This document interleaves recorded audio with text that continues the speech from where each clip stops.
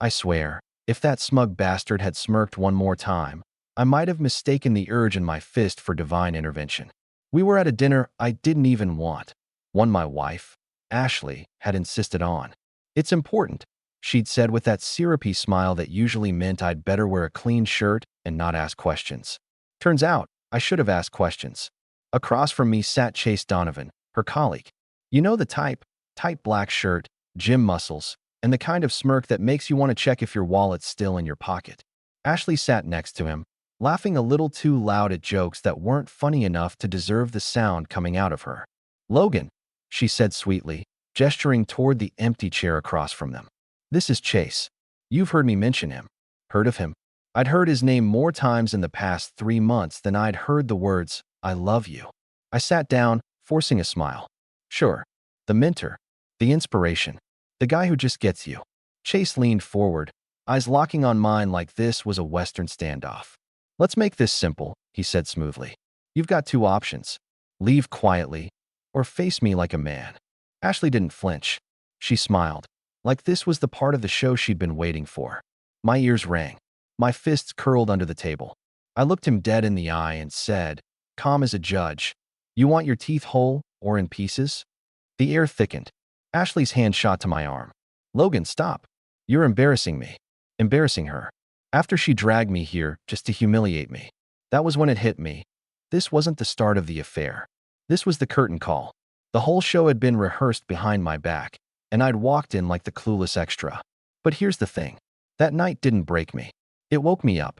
Because if Ashley thought I was going to slink off quietly and let her parade her new toy around, she had another thing coming. And if Chase thought he was going to waltz into my life and take my seat at the table, he was about to find out I always play the long game. The morning after that little dinner theater ambush, Ashley acted like nothing happened.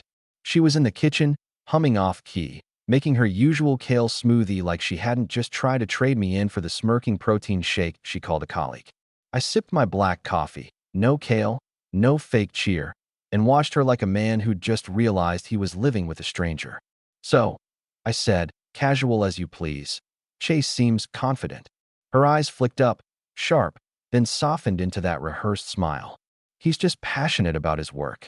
Don't overthink it, Logan. I smiled back. You're right. I won't. But I already had. The thing about me? I don't blow up. I don't shout, throw plates, or storm out. I collect. Details. Habits. Slips of the tongue. I've always believed patience is the best crowbar. It'll pry open more secrets than anger ever will. That afternoon, while she was at her yoga class, which I'd bet my mortgage was just a euphemism for Chase's biceps, I got to work. I didn't go through her phone. Too obvious. I didn't follow her. Too risky. Instead, I set up something better. A tiny camera, hidden inside the frame of a beach photo she always said she'd get around to reframing. Irony's a funny thing. 2 nights later, the footage showed her in that very kitchen, phone to her ear, whispering with a grin she never aimed at me anymore. I couldn't hear his words, but hers were enough. I told him it was just a work dinner. He bought it. He always buys it. I paused the video, smiled, and said out loud, not this time, sweetheart. See, Ashley thought she was writing the script. But what she didn't know was, I'd already taken the pen. By the end of that week, Ashley was glowing. Not the good kind of glowing, like when she used to laugh at my dumb impressions of movie villains. No, this was the smug, self-satisfied glow of someone who thinks she's the smartest person in the room. So I let her keep thinking that. Hey, I said one evening while she was scrolling through her phone, probably waiting for Chase to send a flexing selfie. That work dinner the other night. You two must have been planning that for a while. Her head snapped up.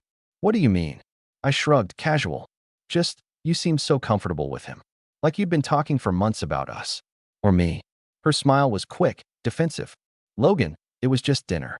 Oh, I know. I sipped my coffee, leaning back. I just hope he doesn't push you into things you'll regret. For the first time, I watched her hesitate. Blink. She masked it quick, but not quick enough. Later that night, I checked the footage. Sure enough, she called Chase the second she thought I was asleep. He knows something. He said you might push me. What if he's onto us? Onto us. The words tasted like a victory cigar. Chase's voice came faint through the speaker. Relax, babe. He's too square to do anything. I actually laughed at that one. Square. That's what they thought. So the next morning, I left a small gift on the counter. Her favorite green smoothie, but with the receipt for the camera equipment tucked neatly underneath the glass. Not a note, not a word, just the receipt, bold as brass. When she saw it, her face drained of color. She didn't ask me a thing, just smiled tight, thanked me for the smoothie, and tried to play it cool. That was the first time I saw fear flash in her eyes. And I savored it. Because if she thought I was just going to fade quietly into the background, she was about to learn I don't vanish. I hunt. I've always believed in strategy over spectacle. Ashley loved spectacle, grand gestures, dramatic laughs, wine glasses raised like trophies. But me? I prefer the kind of moves you don't even notice until they've already pinned you to the wall. That's why the first real test I set for her wasn't about catching her. I'd already done that with the camera. No, this was about watching her sweat, watching her own lies trip her up. It started with a simple text. Me. Dinner tomorrow at La Rosa, 7. Just us. La Rosa was her favorite place. White tablecloths, overpriced scallops, the kind of dim lighting that made her feel like royalty. The catch? I'd already booked a private booth for 3, not 2. And the third seat was reserved for a little surprise. When she read the text, she beamed. Finally, she said, sliding onto the couch beside me. I was beginning to think you'd forgotten what a date night looks like. I smiled. Some things are worth waiting for. That night, while she was busy trying on dresses upstairs, I was in my office sending an email. Just a short one, with a subject line that read, Dinner, tomorrow, La Rosa, 7 p.m. And the recipient? Chase Donovan. I didn't sign it. Didn't need to. I knew curiosity would do the rest. The next evening, she came downstairs in a deep red dress I hadn't seen in years. Back when she wore it the first time, I remember thinking I'd have to fight off every man in the restaurant. Tonight, though, all I thought was how calculated it looked. Like she was dressing for someone else. You clean up nice, I told her, straightening my tie. She smiled, a touch too wide. So do you. The drive was quiet. She hummed softly, scrolling on her phone between traffic lights, pretending not to notice my eyes flicking toward her screen. If I didn't know better, I'd have thought she was texting a girlfriend. But I did know better. When we walked into La Rosa, the hostess led us to the booth I'd requested. She didn't even blink at the third place setting. Ashley, though, her smile faltered for a split second. Then it was back, like nothing had happened. Looks like they made a mistake, she said lightly, sliding into her seat. Maybe, I replied, smoothing out my napkin. Or maybe we're expecting company. Her fork paused halfway to the breadbasket. Company. I leaned back, meeting her eyes with a smile. You'll see. Her laugh came out thin. Logan, if you're trying to surprise me, you're terrible at it. Maybe I'm better than you think. We ordered drinks, her usual glass of Pinot, my bourbon neat. She filled the silence with talk about work, her voice a little higher than usual, like she was running out of oxygen. I nodded along, giving her just enough to think I was listening. And then, right on schedule, Chase Donovan walked in. I caught the way her shoulders stiffened before she even looked up. She tried to mask it, but I know her tells. I know the way her fingers twitch when she's caught off guard, the way she tucks her hair behind her ear when she needs a second to think. Chase spotted us immediately. His confident stride faltered, just slightly, when he noticed the third seat waiting for him. Ashley's smile was frozen now. What is he doing here? She whispered, eyes darting between me and Chase. I shrugged. Must be a coincidence. Logan, she hissed under her breath. Did you? Relax, I said smoothly, lifting my glass. Let's not cause a scene. Chase approached, his smirk working overtime to cover the flicker of panic in his eyes. Well, this is unexpected, he said, sliding into the booth like he belonged there. Ashley's laugh was sharp, brittle. Yes, what are the odds? Pretty good, I said, considering I invited you. Both their faces froze. That was the moment I'd been waiting for. For the next 30 minutes, I played the part of the oblivious husband, asked them both about work, complimented Ashley's dress, even raised my glass to toast new friendships. All the while, I watched them squirm. Chase tried to act casual, but the man had the subtlety of a marching band. His eyes kept flicking to Ashley, checking her reactions, waiting for a cue. And Ashley? She laughed too hard at his jokes, too quickly at mine, and her glass of Pinot emptied faster than I'd ever seen. Finally, I leaned in, lowering my voice just enough to make them both lean closer. You two seem close, I said. Ashley's fork clattered against her plate. We just work together. Of course, I said, smiling. Though it's funny, I could have sworn I heard you on the phone the other night saying you told him I'd bought something. What was it again? Her face went pale. You must have misheard. Chase cleared his throat. Look, Logan. I held up a hand. Relax. I'm not accusing anyone. Just making conversation. They both sat there in silence, caught in the snare, while I calmly cut into my steak. The check came. I paid in cash, another little move, so there'd be no trace of the dinner on our shared account. As we walked out, Ashley clutched my arm a little too tightly. That was awkward, she said softly. Was it? I asked. I thought it went pretty well. She searched my face for a hint of anger, a crack in the calm. There wasn't one. When we got home, she excused herself to the bathroom. I knew she was texting him, probably something like, he knows. We need to be careful. What she didn't know was that I'd already set up a little mirror app on her phone, thanks to a trick a friend in IT taught me years ago. Every message she sent, every photo she received, all of it appeared neatly on my laptop in the office. Sure enough, the message came through. He's onto us. What do we do? Chase replied instantly. Don't worry. He won't have the guts. I smiled at the screen. Because that was the beauty of it. They thought I didn't have the guts. And that's exactly why I was going to win. That night, while she slept beside me, or pretended to, I lay awake, staring at the ceiling. Not from anger, not even from heartbreak. No, I was planning. The first test had worked. She'd shown her hand. Chase had too. Now it was time to move to phase 2.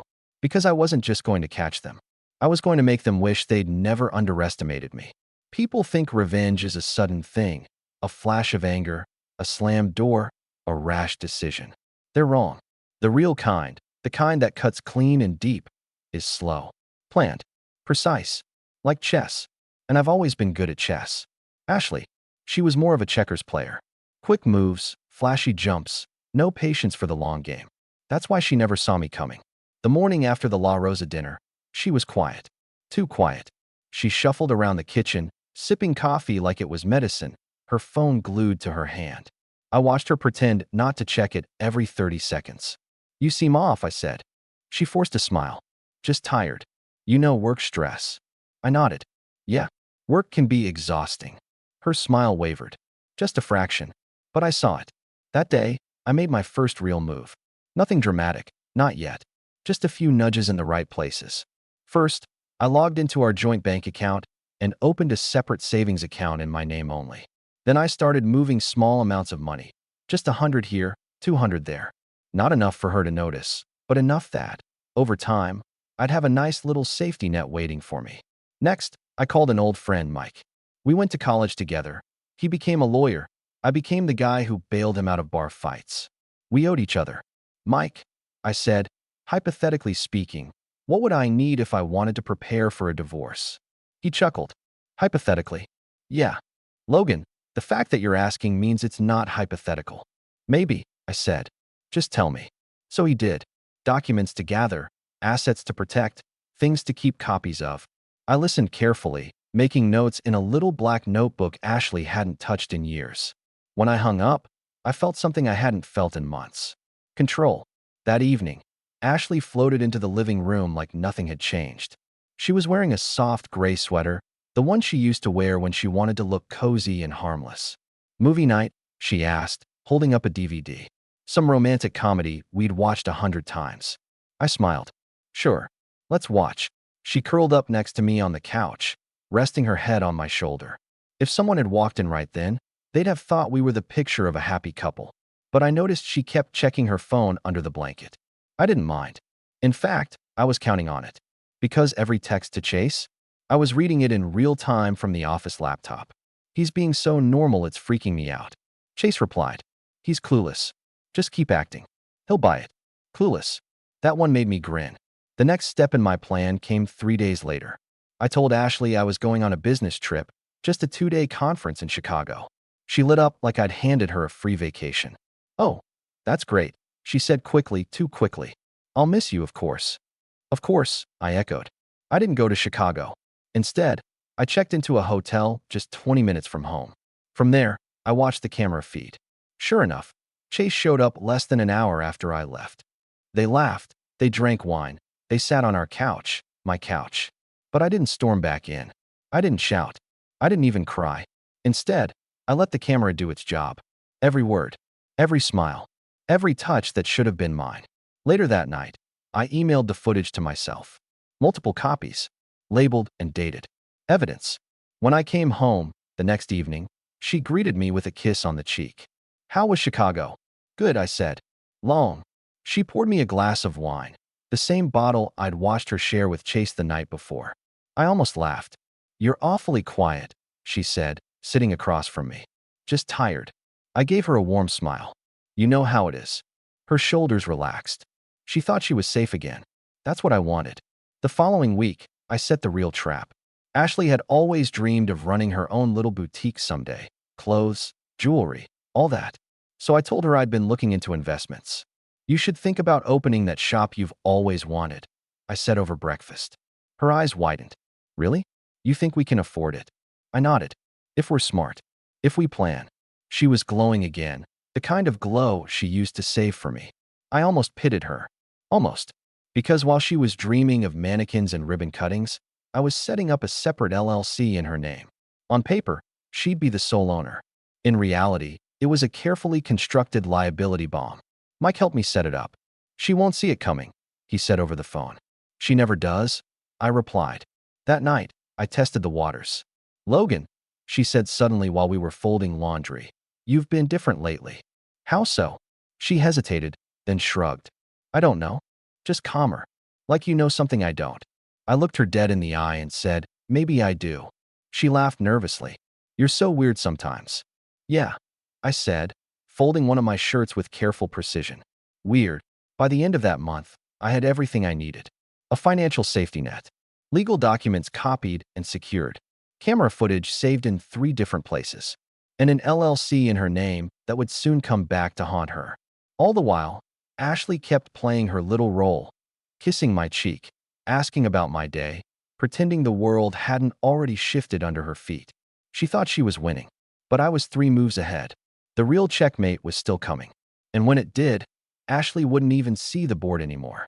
You'd be surprised how easy it is to convince someone they're in control while you're actually the one holding the strings. That's the beauty of patience. You don't have to shove the truth in their face. You just guide them toward it, little by little, until the walls close in and they can't even tell when the trap snapped shut. Ashley still thought she was winning. Thought her secret little romance with Chase was invisible behind late nights at yoga and the occasional girls' night she forgot to over-explain. Meanwhile, I was already pulling threads from the seams of her perfect little dress. The first tug came on a Tuesday. I forgot to mention I'd be home early. I walked through the door at 4 p.m., whistling like a man with nothing to hide. She jumped a mile. Laptop slammed shut, phone flipped face down on the counter. She wore that smile, too quick, too bright. "You're early," she said, voice a little too high. "Yeah," I replied, setting down my briefcase. "Meetings wrapped up faster than I thought." "Lucky me." "Lucky you," she echoed. I kissed her cheek and went to pour myself a glass of water. I didn't mention the faint whiff of cologne in the kitchen that didn't belong to me. Didn't mention the camera feed I'd already watched of Chase slipping out the back door 15 minutes earlier. Instead, I sipped my water and said, "We should take a trip. Just the 2 of us. Reset, you know." Her eyes flickered. A trip was the last thing she wanted. But she plastered on that fake smile and nodded. "That would be nice."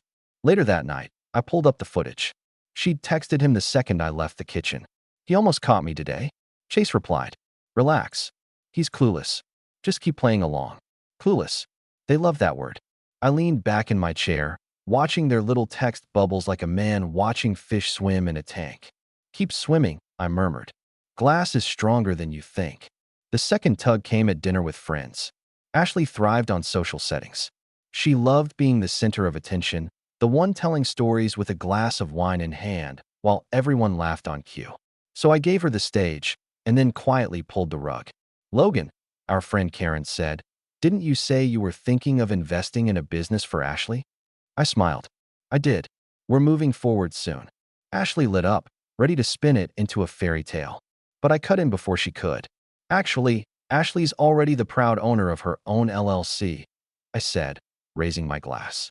"Congratulations, honey." The table erupted in applause. Ashley's smile froze. What? Didn't I tell you? I asked innocently. All set up. Just waiting for you to take the reins. She laughed weakly. That's wonderful. The rest of the night, she smiled and nodded, but her eyes kept darting to me, searching for an explanation. I didn't give her one. The third tug came quietly, almost invisibly. I started making small changes. My keys weren't on the hook by the door. My slippers weren't by the bed.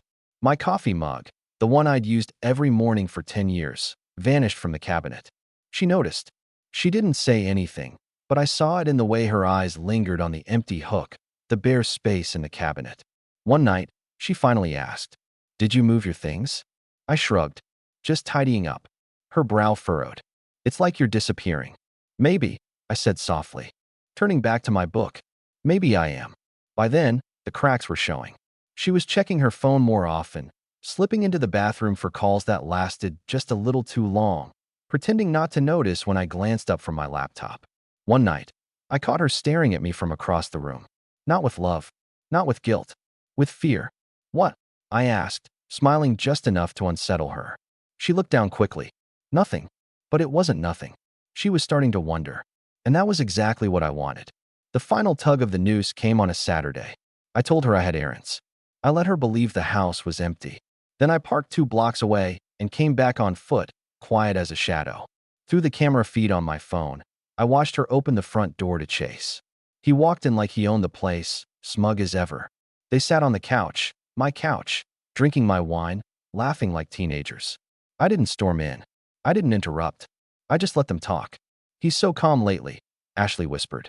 "It's unnerving." Chase smirked. "That's because he doesn't know. You're overthinking it." Ashley chewed her lip. "What if he does know? What if he's planning something?" "Then let him," Chase said. "What's he going to do? He's too square to fight back." I smiled in the shadows outside the window. That was the moment I knew they were ready. Because the best part of a trap isn't springing it. It's letting the prey think the cage isn't there until the door slams shut. That night, after Chase left, I walked in the front door whistling. Ashley jumped, nearly dropping her wine glass. "You're home early," she said breathlessly. "Guess I just couldn't stay away." I replied, leaning in to kiss her cheek. She forced a laugh. "You're full of surprises lately." "You have no idea," I said softly. And for the first time, I saw her shiver. Not from guilt, not from shame, from fear. That night, lying awake while she pretended to sleep beside me, I mapped the next step. The noose was tight now. All I had to do was pull. But not yet. Patience, I reminded myself. The best revenge isn't loud. It's quiet, clean. And hers was coming. By the next week, Ashley wasn't just nervous. She was unraveling. I timed it perfectly. Little shifts, small disappearances, odd comments. All calculated to make her question her footing. She started checking in with me more often, asking where I was going, when I'd be back. The same woman who'd lied about yoga was now treating me like the unpredictable one. One night, I came home to find her pacing the living room. "Logan," she said abruptly, "are you happy? With us?" I tilted my head, smiling faintly. "Why wouldn't I be?" She blinked. I don't know. You've been different lately." "Different how?" "Calmer," she said quickly. "Like you're waiting for something." I set down my keys and walked past her into the kitchen. "Maybe I am." She didn't sleep much that night. I know, because I didn't either, though I pretended to. By then, I'd gathered enough. Enough proof. Enough patience. Enough leverage. I called my lawyer friend Mike again. "Got everything you need?" he asked. "More than enough." "Then you're ready." I didn't answer right away, because ready wasn't the right word. Determined, maybe. Certain. But ready? No. You're never ready to watch your whole life fold in on itself, even if you're the one pulling the strings. That night, I sat at the kitchen table while Ashley chopped vegetables with a knife that looked more dangerous in her hands than it ever had before. "You know what's funny?" I said, keeping my tone light. "You laugh less with me these days." She froze, the blade hovering above the cutting board. "What do you mean?" "I don't know," I said casually. "Just an observation. You used to laugh more." Her knuckles whitened around the handle. "That's not true." I shrugged. "Maybe not." She didn't cut another vegetable for a long time. The following Saturday, I invited Ashley to breakfast at her favorite cafe. She showed up dressed sharp, makeup flawless, clearly bracing for whatever she thought I was going to say. I let her wait until the coffee came. Then I leaned back in my chair and said, Ashley, I know. Her fork clinked against the plate. Know what? I smiled. About you and Chase. About the lies. About the nights you thought I was clueless. She paled. Logan, it's not what you think. I raised a hand. Don't bother. I've got the footage. The texts. Everything. She stared at me, speechless. But here's the thing, I continued. I'm not here to yell, or cry, or beg. I'm here to tell you that this is the end game. Her lips parted, but no sound came out. I've already filed the papers, I added calmly. And the business you're so proud of? The one I encouraged you to dream about. Her eyes widened. That LLC is in your name. And it's about to collapse under debt you'll never crawl out of. Courtesy of Chase Donovan, your knight in shining gym gear, who signed on as your business partner last week. Her mouth dropped. You what? I sipped my coffee. Checkmate. She looked shattered. But I wasn't done. Not by a long shot. See, Ashley, I said quietly, leaning forward. You thought you were playing me. But I was always 3 moves ahead. Her eyes filled with tears. Logan, please, we can fix this. I'll end it with Chase. I laughed softly. End it with him? You won't have to. She blinked. What do you mean? Because he's gone. I showed him the footage too. Sent it to his boss, his parents, even his fiancée. Her face crumpled. His fiancée? Yep. Turns out he wasn't as single as he pretended. Funny how cheaters always find each other. She sat there, stunned. And now, I continued, you're left with nothing. No Chase. No marriage. And a mountain of debt in a business you don't even want anymore. Her voice broke. You ruined me. I stood, dropping a crisp envelope on the table. Inside, a copy of the footage, the LLC documents, and the divorce papers. No, Ashley, I said calmly, looking her dead in the eye. You ruined you. I just gave you a front row seat. Then I walked out, leaving her alone with the wreckage she'd built herself. And for the first time in months, I felt free.